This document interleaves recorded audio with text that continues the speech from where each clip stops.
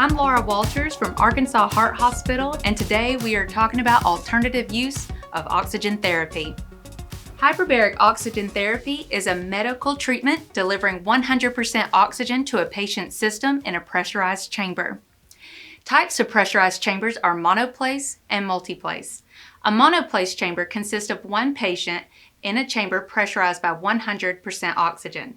A multiplace chamber consists of 2 to 21 patients in a chamber pressurized by room air with oxygen being delivered by a hood or a mask.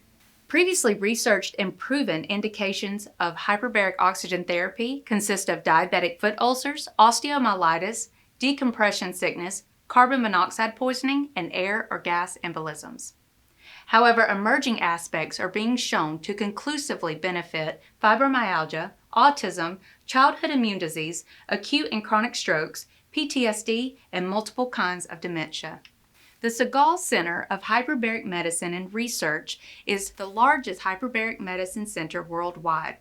The Segal Center, carrying 2 highly advanced large multiplace chambers as well as 1 monoplace chamber, is treating more than 250 patients per day, with the current expansion to be able to treat 250 more patients per day.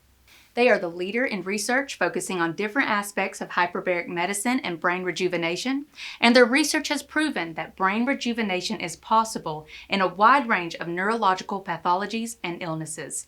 Many other institutions are practicing and corroborating this type of research. Today, I'll bring you one of Segal scientist Amir Haddani's research on the effect of hyperbaric oxygen therapy on aging. Scientists define aging as a time-dependent accumulation of cellular damage. We're all aware of the normal aspects of aging, such as mental, physical, and social changes. However, more importantly, for today's talk, we'll be discussing cognitive aging as well as physical aging.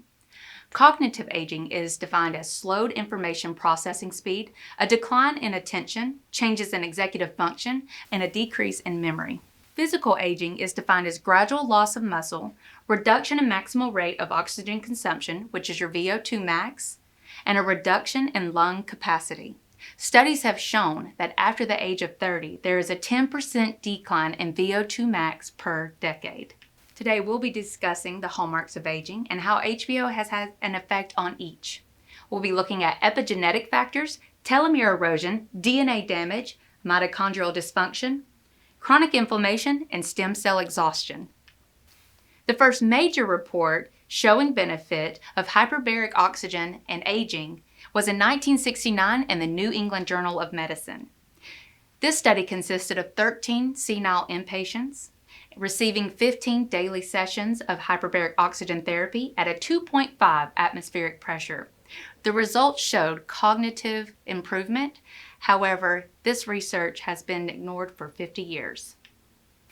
For this study design, the aim is to evaluate the therapeutic effects of HBO on healthy aging and age-related function. This is a prospective controlled study in a 3-year span consisting of 70 participants. The inclusion criteria is healthy aging participants over the age of 64 with no cardiac or cerebrovascular ischemia events 1 year prior to participation.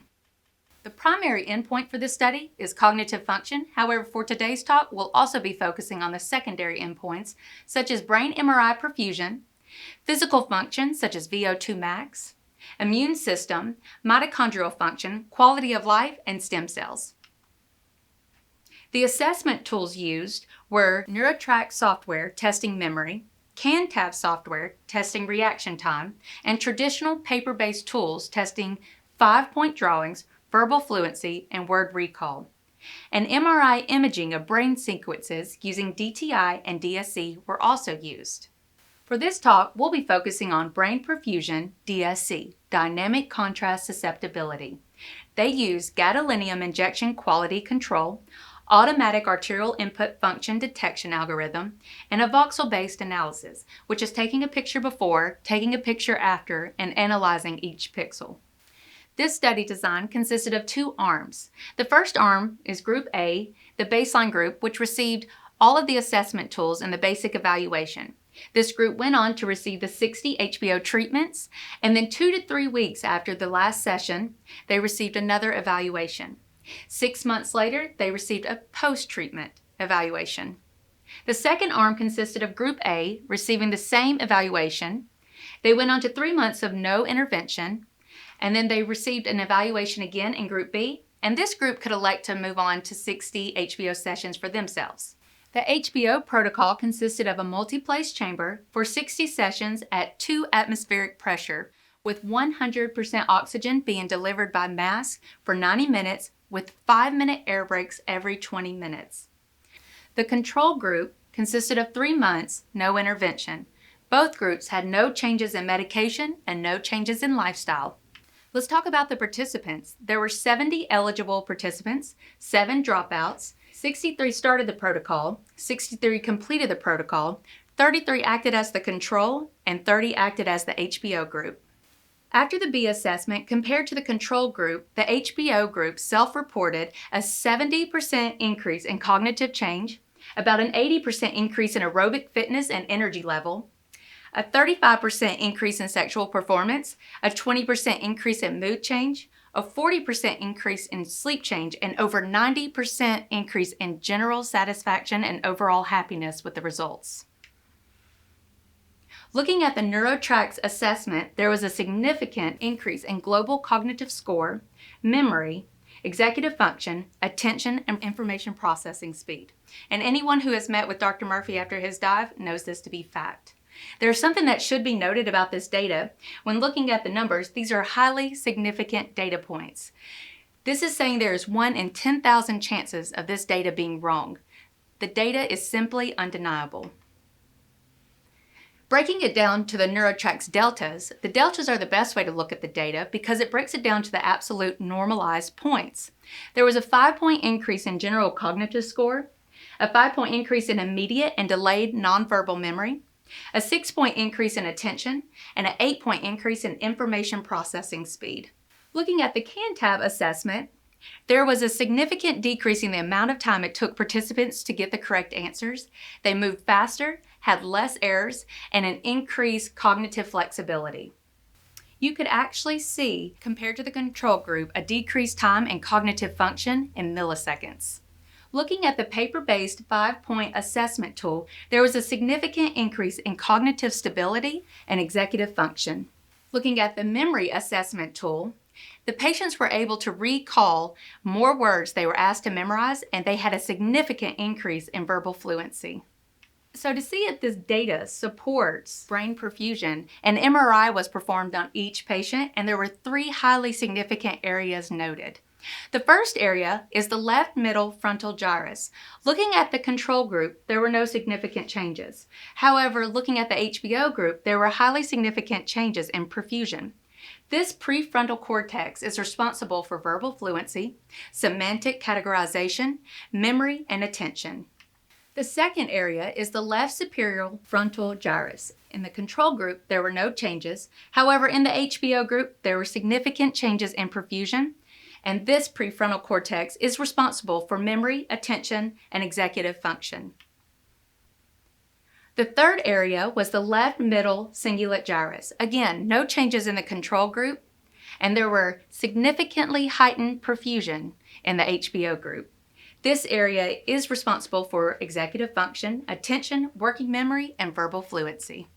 Based on the quality of life questionnaire, there were areas of improvement reported by the participants. However, the only true significant area was increased energy level. Looking at physical performance, the patients were able to go at a higher max on the treadmill, and looking at the VO2 max over time, there was a significant increase in oxygen consumption in the group receiving hyperbaric oxygen therapy. There was a significant increase in oxygen consumption in the mitochondria, and what this tells us is that with increased oxygen consumption with stable mitochondrial function leads to mitochondrial biogenesis, which means more mitochondria are present. Mitochondrial biogenesis has been studied in horses and animals. However, this is the first time it's been shown in humans. The takeaway is more mitochondria are present in the brain with hyperbaric oxygen therapy. Looking at the immune system, there were no significant changes in the HBO group compared to baseline. However, when you compare it to the control group, there was a slight reduction in the T helper, T cytotoxic, natural killers, and B cells. Looking at the regulatory T helper cells, there was a significant increase in the 60th HBO sessions and then a significant increase in the post-treatment session. Looking at the regulatory T cytotoxic cells, again, a significant increase in the 60th HBO session, and again, a significant increase in the post 6-month treatment. What this tells us is 6 months after treatment, there is still a decrease in inflammation. Looking at the mesenchymal stem cells, there was a 5-fold increase in the delta HBO group in stem cell production. This data shows an increase in stem cell production over the course of hyperbaric oxygen therapy treatments. There was a significant increase in telomere lengthening from baseline to post-treatment. Some of the non-significant changes were the DEXA bone density scans, liver function, complete blood count, and A1Cs. Some clinical significant findings were cognitive enhancement, physical enhancement, and immune system enhancement. What we know from this study is that HBO increases brain perfusion, increases mesenchymal stem cells, increases regulatory immune cells, elongates telomeres, and leads to mitochondrial biogenesis. So with the support of this data, we know that HBO can help slow down the hallmarks of aging and help increase the quality of life.